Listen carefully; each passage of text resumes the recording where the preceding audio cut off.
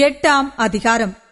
பின்பு அவர் பட்டணங்கள் தோறும் கிராமங்கள் தோறும் பிரயாணம் பண்ணி தேவனுடைய ராஜ்யத்திற்குரிய நற்செய்தியை கூறி பிரசங்கித்து வந்தார்.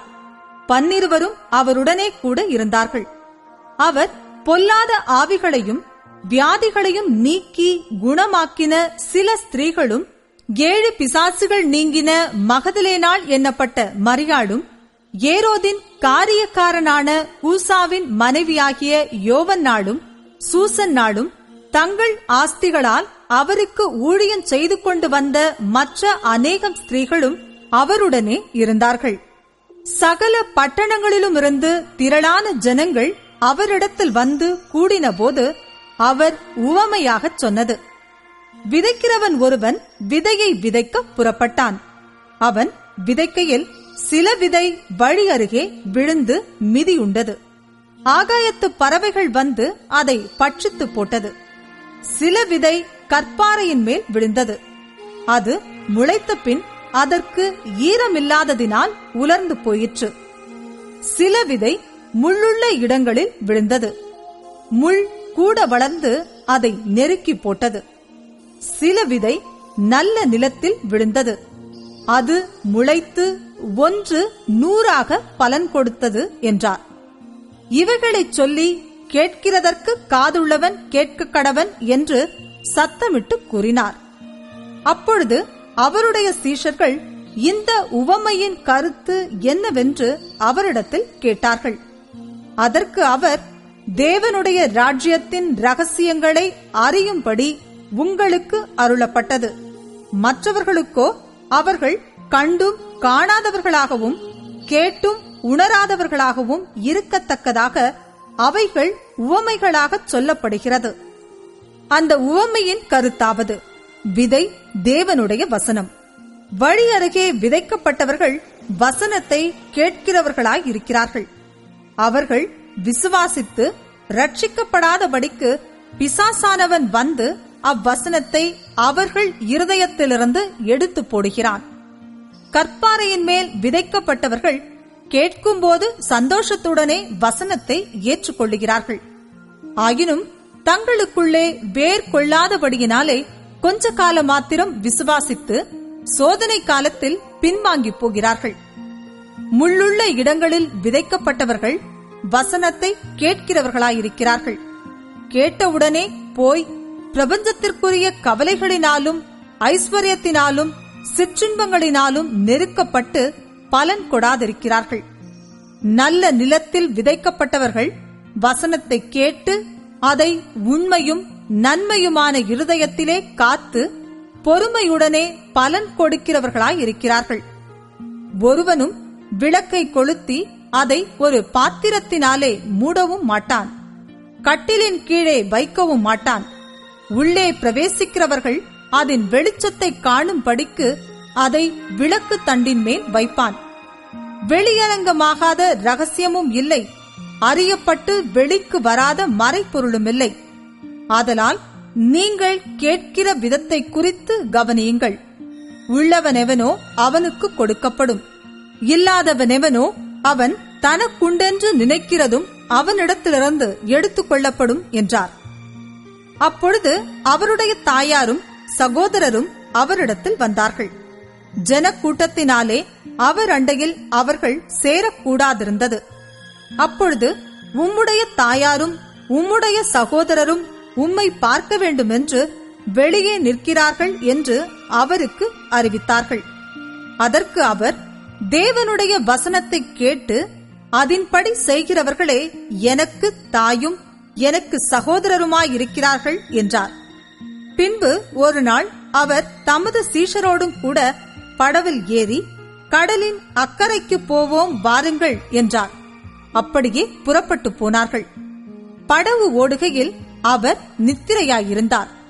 அப்பொழுது கடலிலே சுழல் காற்றுண்டானதால் அவர்கள் மோசமடையத்தக்கதாய் படவு ஜலத்தினால் நிறைந்தது.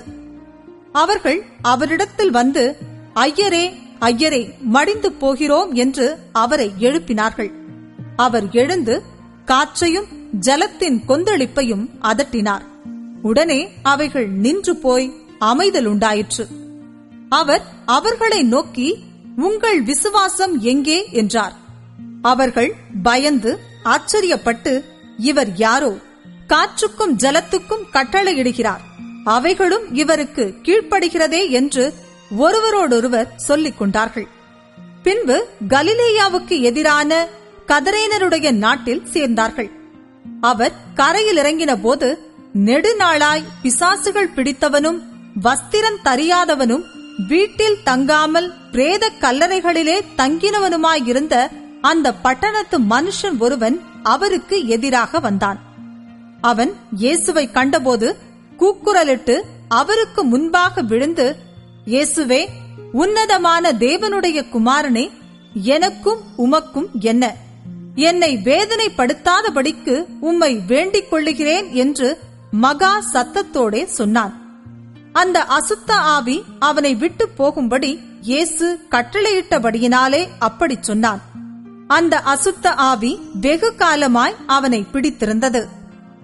அவன் சங்கிலிகளினாலும் விலங்குகளினாலும் கட்டுண்டு காவல் பண்ணப்பட்டிருந்தும் கட்டுகளை முறித்து போட்டு பிசாசினால் வனாந்திரங்களுக்கு துரத்தப்பட்டிருந்தான். இயேசு அவனை நோக்கி, உன் பேர் என்னவென்று கேட்டார். அதற்கு அவன் லேகியோன் என்றான். அநேகம் பிசாசுகள் அவனுக்குள் புகுந்திருந்தபடியால் அந்த பேரை சொன்னான். தங்களை பாதாளத்திலே போக கட்டளையிடாதபடிக்கு அவைகள் அவரை வேண்டிக் கொண்டன. அவ்விடத்தில் அநேகம் பன்றிகள் கூட்டமாய் மலையிலே மேய்ந்து கொண்டிருந்தது. அந்த பன்றிகளுக்குள் போகும்படி தங்களுக்கு உத்தரவு கொடுக்க வேண்டும் என்று அவரை வேண்டிக் கொண்டன. அவைகளுக்கு உத்தரவு கொடுத்தார். அப்படியே பிசாசுகள் அந்த மனுஷனை விட்டு நீங்கி பன்றிகளுக்குள் புகுந்தன. அப்பொழுது அந்த பன்றி கூட்டம் உயர்ந்த மேட்டிலிருந்து கடலிலே பாய்ந்து அமிழ்ந்து மாண்டது. அவைகளை மேய்த்தவர்கள் சம்பவித்ததைக் கண்டு ஓடிப்போய் பட்டணத்திலும் சுற்றுப்புறங்களிலும் அறிவித்தார்கள். அப்பொழுது சம்பவித்ததை பார்க்கும்படி ஜனங்கள் புறப்பட்டு இயேசுவினிடத்தில் வந்து, பிசாசுகள் விட்டு போன மனுஷன் வஸ்திரம் தரித்து இயேசுவின் பாதத்தருகே உட்கார்ந்து புத்தி தெளிந்திருக்கிறதைக் கண்டு பயந்தார்கள். பிசாசுகள் பிடித்திருந்தவன் சொஸ்தமாக்கப்பட்டதைக் கண்டவர்களும் அதை அவர்களுக்கு அறிவித்தார்கள். அப்பொழுது கதரேனருடைய சுற்றுப்புறத்திலுள்ள திரளான ஜனங்கள் எல்லாரும் மிகவும் பயமடைந்தபடியினாலே தங்களை விட்டு போகும்படி அவரை வேண்டிக் கொண்டார்கள். அந்தபடி அவர் படவில் ஏறி திரும்பி போனார். பிசாசுகள் நீங்கின மனுஷன் அவரோடே கூட இருக்கும்படி உத்தரவு கேட்டான். இயேசு அவனை நோக்கி, நீ உன் வீட்டுக்கு திரும்பி போய் தேவன் உனக்குச் செய்தவைகளை எல்லாம் அறிவி என்று சொல்லி அவனை அனுப்பிவிட்டார். அந்தபடி அவன் போய் இயேசு தனக்குச் செய்தவைகளையெல்லாம் பட்டணத்தில் எங்கும் பிரசித்தப்படுத்தினான். இயேசு திரும்பி வந்தபோது ஜனங்கள் எல்லாரும் அவருக்காக காத்திருந்தபடியால் அவரை சந்தோஷமாய் ஏற்றுக்கொண்டார்கள். அப்பொழுது ஜெப ஆலய தலைவனாகிய யவீரு என்னும் பேருள்ள ஒருவன் வந்து இயேசுவின் பாதத்தில் விழுந்து 12 வயதுள்ள தன்னுடைய ஒரே குமாரத்தி மரண அவஸ்தையாயிருந்தபடியால் தன் வீட்டிற்கு வரும்படி அவரை வேண்டிக் கொண்டான். அவர் போகையில் திரளான ஜனங்கள் அவரை நெருக்கினார்கள். அப்பொழுது 12 வருஷமாய் பெரும் பாடுள்ளவளாயிருந்து தன் ஆஸ்திகளையெல்லாம் வைத்தியர்களுக்கு செலவழித்தும் ஒருவனாலும் சொஸ்தமாக்கப்படாதிருந்த ஒரு ஸ்திரீ அவருக்கு பின்னாக வந்து அவருடைய வஸ்திரத்தின் ஓரத்தை தொட்டாள். உடனே அவளுடைய பெரும் பாடு நின்று போயிற்று. அப்பொழுது இயேசு, என்னை தொட்டது யார் என்று கேட்டார். எங்களுக்கு தெரியாதென்று எல்லாரும் சொன்னபோது பேதுருவும் அவனுடனே கூட இருந்தவர்களும், ஐயரே, திரளான ஜனங்கள் உம்மை சூழ்ந்து நெருக்கிக் கொண்டிருக்கிறார்களே, என்னை தொட்டது யார் என்று எப்படி கேட்கிறீர் என்றார்கள். அதற்கு இயேசு, என்னிலிருந்து வல்லமை புறப்பட்டதை அறிந்திருக்கிறேன், ஆதலால் ஒருவர் என்னை தொட்டதுண்டு என்றார். அப்பொழுது அந்த ஸ்திரீ தான் மறைந்திருக்கவில்லை என்று கண்டு நடுங்கி வந்து அவர் முன்பாக விழுந்து தான் அவரை தொட்ட காரணத்தையும் உடனே தான் சொஸ்தமானதையும் எல்லா ஜனங்களுக்கும் முன்பாக அவருக்கு அறிவித்தாள். அவர் அவளை பார்த்து, மகளே, திடன் கொள், உன் விசுவாசம் உன்னை ரட்சித்தது, சமாதானத்தோடே போ என்றார். அவர் இப்படி பேசிக் கொண்டிருக்கையில் ஜெப ஆலய தலைவனுடைய வீட்டிலிருந்து ஒருவன் வந்து அவனை நோக்கி, உம்முடைய குமாரத்தி மரித்து போனாள், போதகரை வருத்தப்படுத்த வேண்டாம் என்றான். இயேசு அதை கேட்டு, பயப்படாதே, விசுவாசமுள்ளவனாயிரு, அப்பொழுது அவள் ரட்சிக்கப்படுவாள் என்றார். அவர் வீட்டில் வந்தபோது பேதுருவையும் யாக்கோபையும் யோவானையும் பெண்ணின் தகப்பனையும் தாயையும் தவிர வேறொருவரையும் உள்ளே வரவொட்டாமல் எல்லாரும் அழுது அவளை குறித்து துக்கம் கொண்டாடுகிறதைக் கண்டு, அழாதேயுங்கள், அவள் மரித்து போகவில்லை, நித்திரையாயிருக்கிறாள் என்றார். அவள் மரித்து போனாள் என்று அவர்கள் அறிந்ததினால் அவரை பார்த்து நகைத்தார்கள். எல்லாரையும் அவர் வெளியே போக பண்ணி அவளுடைய கையை பிடித்து, பிள்ளையே, எழுந்திரு என்றார். அப்பொழுது அவள் உயிர் திரும்ப வந்தது. உடனே அவள் எழுந்திருந்தாள்.